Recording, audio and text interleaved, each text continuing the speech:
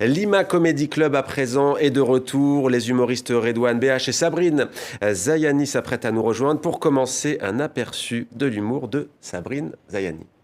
Moi, monsieur, j'ai fait la colo. Dakar, Conakry, Bamako. Moi, monsieur, j'ai eu la belle vie. Autant béni des colonies. Les guerriers m'appelaient grand chef. Autant glorieux de la web. J'avais des... C'est une blague! Et qu'est-ce qui t'arrive? Mais ça va pas! Autant béni des colonies, mais un autre mariage, en Tunisie, Ben justement. avec ma famille. Ça crée un lien, quoi. Il a décidé de devenir un peu mon love coach. Vous connaissez les love coach? Donc il me dit, j'ai trouvé la solution pour que tu retrouves un mari. Il vaut mieux que tu diminues. J'ai dit, quoi? C'est quoi ce verbe diminuer? Il n'y a pas de i de... Diminuer? Oui, c'est ça, diminuer. Il faut mettre des i, papa. Mais tu veux que je diminue quoi? Il vaut mieux que tu diminues ta personnalité. Vous connaissez les Marocaines qui parlent comme ça? Ça va? Ça va quand tu veux des concerts? Moi, je suis étoffeuse. En fait, c'est des meufs qui communiquent comme les ultrasons. Ils parlent qu'avec les dauphins, ces meufs. Sabrine Zayani et Redouane BH nous ont rejoints. Sabrine Zayani, comédienne, metteur en scène, auteur, et Redouane BH, acteur, comédien, humoriste. Sabrine Zayani, il faut vraiment diminuer un peu quand même. Hein. Oui, je vais suivre les conseils de mon père et je vais diminuer ma personnalité. Alors, cela dit, peut-être que votre père aurait pu aussi se moquer de vous s'il avait vu, je ne sais pas, en tout cas, la cérémonie que vous avez menée à l'Institut du monde arabe. Pourquoi? Parce que vous êtes plutôt francophone dans vos spectacles, mais là, vous avez animé en dalija, en arabe dialectal tunisien. Dans votre art, c'est pas votre langue de prédilection. Comment ça s'est passé? Oui, alors j'ai grandi en Tunisie. Mon papa est tunisien, ma mère française, mais j'étais au lycée français. C'est vrai que j'ai toujours beaucoup parlé français et mes blagues sont plutôt en français. Donc quand j'ai appelé mon père pour lui dire que Lima me proposait d'ouvrir le festival Darija en arabe, il m'a dit « Tu es sûr ?» Donc il n'était pas très confiant et puis j'ai répété avec lui en visio. Ouais. Et il a bien rigolé. Et comment ça s'est passé? Parce que, j'imagine qu'on ne fait pas rire de la même manière, avec les mêmes codes dans telle ou telle langue. Vous avez réussi à faire rire l'auditoire? Eh bien oui, contre toute attente, parce qu'en plus, il y avait beaucoup de spectateurs marocains et algériens. Donc il y avait en plus quand même la barrière de la langue, parce qu'ils nous comprennent, mais c'est quand même pas pareil. Donc ils se sont moqués de votre accent. Non, peut-être. On ne sait pas d'où viennent les rires, mais on les prend. Mais ils sont là. Non, finalement, ça s'est bien passé. Après, il y a beaucoup de gestuels, de mimiques. Et les sujets dans lesquels j'ai puisé, c'est essentiellement mon papa, qui m'a raconté tellement d'histoires. Donc je l'ai représenté. Comme pour lui rendre hommage. Redouane BH, vous vous apprêtez à animer la soirée de gala à l'Institut du monde arabe à Lima Comedy Club. Est-ce que vous êtes prêt? Toujours. Français, dalija algérien? Les deux, pourquoi pas. Ouais. Après, on verra selon les directives et par rapport au public aussi. Hein. Si on peut commencer en arabe, partir sur du français. Ou moi, j'aurais préféré partir sur du français et de temps en temps mettre un peu de darija algérienne et pourquoi pas de la tunisienne et de la marocaine, puisque on a des notions de tout. Et vous deux et d'autres humoristes d'ailleurs êtes passés par d'autres scènes, hein, on va en citer quelques-unes. Pour les uns, Abidjan, Montreux, Marrakech également. J'aimerais juste vous entendre sur cet événement. Lima, c'est la 3e édition, Lima Comedy Club. Qu'est-ce que ça peut apporter de plus? Certains humoristes sont déjà confirmés, d'autres en voie de l'être. Ça peut mettre plus de poids dans la carrière d'un humoriste, d'une humoriste comme vous?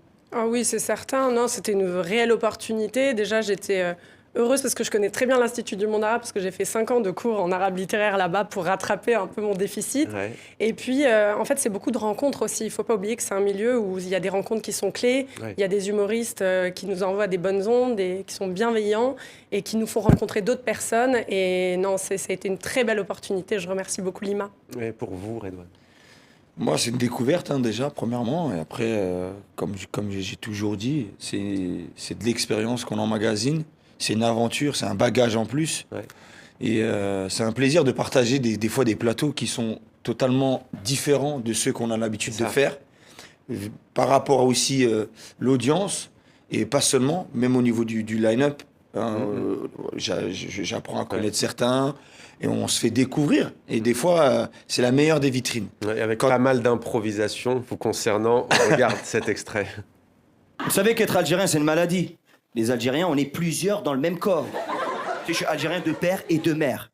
Tu vois? Donc, doublement fou. J'ai été élevé par des gens, exemple, mon père, il vous voit tout le monde. T'es mon père, ma mère, avec qui il a 7 enfants, avec qui il est marié depuis 50 ans. il la vous voit, il lui dit « Aïda, vous êtes un fou !» Pourtant, il parle à celle qu'il aime, tu vois. Vladimir Poutine, c'est un homme, dans son pays, il est président de la République de Russie, enfin le président d'un territoire, qui jusqu'à présent, il ne sait pas, il s'arrête tout. Des fois, il hésite. Des fois, il est à la fin de son pays, on lui dit « Vladimir, c'est fini !» Et lui, il regarde, il dit « Ah, ici, joli, ici !» Moi, j'ai Algérien, par exemple, le président algérien, quand on lui a dit « Qu'est-ce que vous pensez de la guerre de la Russie avec l'Ukraine ?» Il a dit « Ah, c'est pour de vrai !» Voilà, il y a le perso, l'intime, il y a aussi l'actualité internationale, notamment le conflit russo-ukrainien. Pourquoi ça vous fascine l'actualité de notre monde? Parce qu'on vient d'un autre monde déjà. Moi, perso, mes parents ils viennent de domicile en Algérie, se retrouver à Évry en France.